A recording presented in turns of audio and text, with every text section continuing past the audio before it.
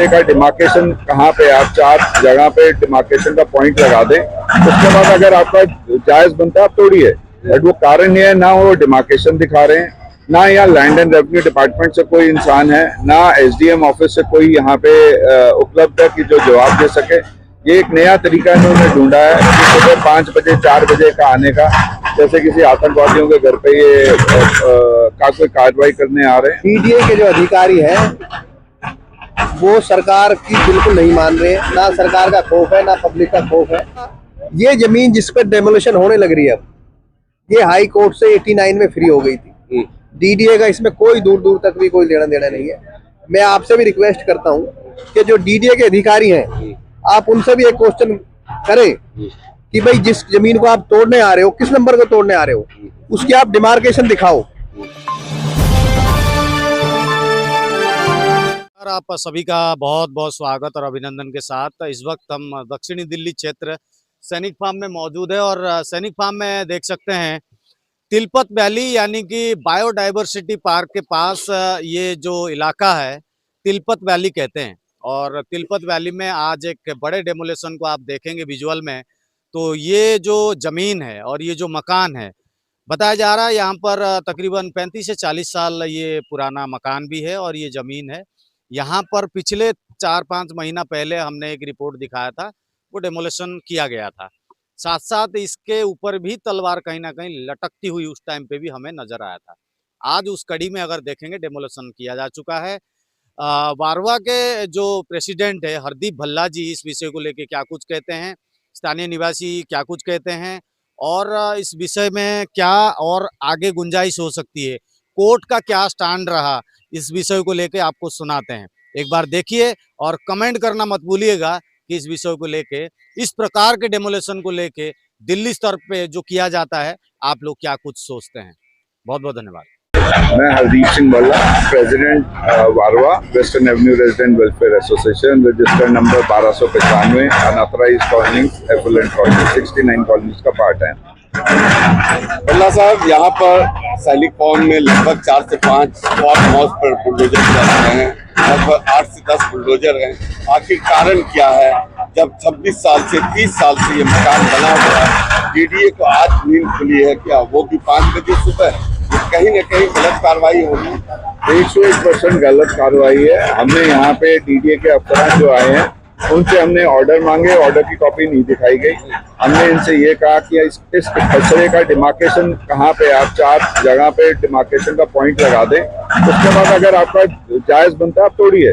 But वो कारण ये है, ना वो डिमार्केशन दिखा रहे हैं, ना यहाँ लैंड एंड रेवेन्यू डिपार्टमेंट से कोई इंसान है, ना एसडीएम ऑफिस से कोई यहाँ पे उपलब्ध है कि जो जवाब दे सके। ये एक नया तरीका इन्होंने ढूंढा है कि सुबह 5 बजे 4 बजे का आने का, जैसे किसी आतंकवादियों के घर पे ये कोई कार्रवाई करने आ रहे हैं। और दूसरा, इस पे यही समझ में नहीं आ रहा कि ये कह रहे हैं कि ये 613 नंबर या 611 नंबर खसरा नहीं है, खसरा ही पलट देते हैं। जब ये कहा जाता है कि भाई जिस खसरे में मकान बना है, जो प्राइवेट लैंड पे बना है, जिसपे हाई कोर्ट के ऑर्डर है कि ये प्राइवेट लैंड है, तो उस पर ये कार्रवाई क्यों कर रहे हैं? और जब हम ये कहते हैं भैया ये अगर ये खसरा आपका है तो इनका खसरा कौन सा, उसकी डिमार्केशन कर दें, उसकी भी डिमार्केशन करने को राजी नहीं है। भल्ला साहब, अभी कुछ दिन पहले दिल्ली के मुख्यमंत्री और सांसद रामवीर चौधरी खुद आए थे सैनिक फार्म में, कंट्री क्लब में। उन्होंने घोषणा किया था कि सैनिक फार्म में कोई बुलडोजर नहीं चलेगा। अब कल भी जो है मुख्यमंत्री घोषणा भी की है, क्या कहेंगे? मैं वही कह रहा हूँ कि ये सरकार के जो नीचे के डिपार्टमेंट है ये सरकार से अलग चल रहे हैं। डीडीए को यही समझ में नहीं आ रहा। खट्टर साहब जो हमारे ऑनरेबल यूडी मिनिस्टर हैं, उन्होंने परसों प्रेस कॉन्फ्रेंस में कहा कि 69 एफुलेंट कॉलोनियों को भी रेगुलराइज किया जाएगा। हम अपनी विचार विमर्श कर रहे हैं कि कितनी पेनल्टी लगाई जाए, बट हम उसको क्लियर करेंगे। और ये बात हमारे ऑनरेबल होम मिनिस्टर साहब अमित शाह जी, जिनकी कभी बात टाली नहीं जाती, गलत नहीं होती, वो यहाँ देवली के अंदर 2024 की रैली के अंदर बोल के गए कि 2026 में ये सारी कॉलोनियों को पास किया जाएगा।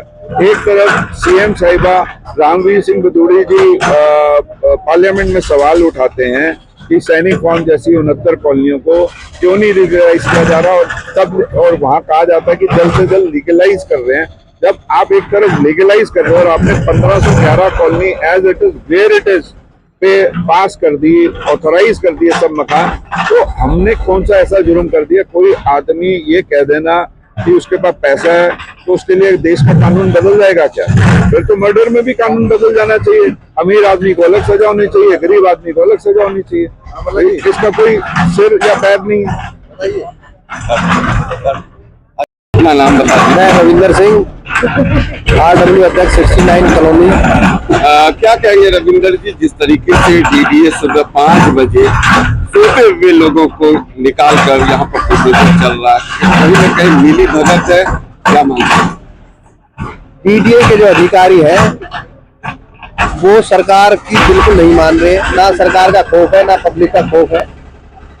जब ऑलरेडी पार्लियामेंट से ये कानून पास हो गया कि जो 69 कॉलोनी है, दिल्ली की जितनी भी कॉलोनियां हैं, वो 2014 से जो पहले मकान बने हुए हैं तक बने हुए उनको नहीं तोड़ा जाएगा। उसके बावजूद ये पार्लियामेंट के कानून को नहीं मान रहे, नंबर 1 बात।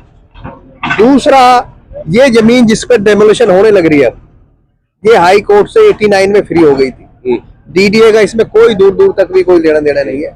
मैं आपसे भी रिक्वेस्ट करता हूं कि जो डीडीए के अधिकारी हैं, आप उनसे भी एक क्वेश्चन करें कि भाई जिस जमीन को आप तोड़ने आ रहे हो, किस नंबर को तोड़ने आ रहे हो, उसकी आप डिमार्केशन दिखाओ। जब इनके पास हाई कोर्ट का ऑर्डर है और हाई कोर्ट से ये जमीन फ्री है, उसके बावजूद आप 5 बजे आके इनके गेट को तोड़ रहे हो। सीनियर सिटीजन आदमी है, 80 साल की इनकी मदर है, इनकी फादर है और वो बीमार है। उसके बावजूद आप सुबह 5 बजे गेट आके तोड़ते हो किसी का, और वो एडमिट कराने पड़ते हैं परिवार के लोग, एम्बुलेंस में जाते हैं यहाँ से। उसके बावजूद भी आप वो दया नहीं दिखा रहे हो, कोई मान्यता नहीं दिखा रहे हो, और ना ही कोई ऑर्डर दिखा रहे हो कि भाई ये डिमार्केशन में ये आपकी जमीन सरकारी है और ये डीडीए की है। जितना दिन से डीडीए सो रही थी, डीडीए को अब लगता है कि ये सब कॉलोनियां पास होने वाली है, जिस तरह से 1540 हुई है। मास्टर प्लान में भी डाल दिया गया है, अगर जो मकान पुराने उनको तोड़ के दोबारा से आप नक्शा बनवा सकते हैं, तो ड्राफ्टिंग हो गई है। तो अब इन सब चीज को देखते हुए डीडीए गड़बड़ा रही है और जितनी जमीन दिख रही है जैसे भी है उसको कब्जा लेने की कोशिश कर रही है, जो कि गलत है। 30 साल पुराना मकान है, 30 साल अगर सरकारी जमीन पे मकान है तो वो भी प्राइवेट माना जाता है। और एक कल